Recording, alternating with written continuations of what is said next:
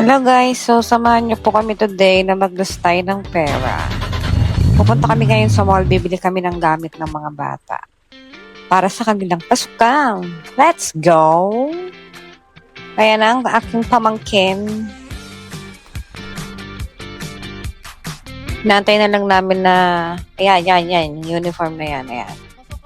Papatahi kami ng uniform ng aking Jonaxi. Grade 6 na ang aking anak. Ngayon ko lang mapapatahian. Lagi kaming sibili. So, ayan, tunghayan niyo po ang pagpapakyut ng aking pamangkin. Pag siya ang naghahawak ng camera, ayan, puro pabebe lang. Ay, isa ko pang pamangkin. So, ayan, nakarating na sa mall. Magwi-withdraw muna tayo ng pera. Ayan na. Ang pambili ng mga school supplies sa mga bata. So, dyan, nauna na mga nanay ko, pupunta kami sa National Bookstore. Namimili na sila doon. Dahil aantayin kami ng tatay ko. Kailangan mabilis lang ang kilos namin. Dahil ang tatay ko ay mainipin.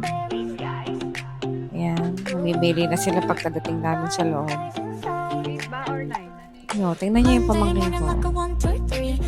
Pareho yan ang anak ko, pa-cute, pa-bebe. Namili sila ng mga notebook nila, Texia. Pinababayaan na namin silang mamili ng kanilang mga gamit. Tingnan nyo naman, how cute. Are may pamangkin and may anak she. Pati ballpen sila na din namimili. Hindi na kami nakikialam. Yan ang nanay ko. Kala ko kung anong hinahanap. Tape pala sa laundry. Mother. So, ayan, natapos na kami pamimili. Ang gagawin na lang namin ay magbabayad. Hinahanapan siya na dyan ng notebook ng senior dahil may discount si mother. Ganyan lang kabilis. 1.5 hour lang kami namili. And then go home na for lunch. Inapot din ng 4,000 lahat ang nagastos dyan.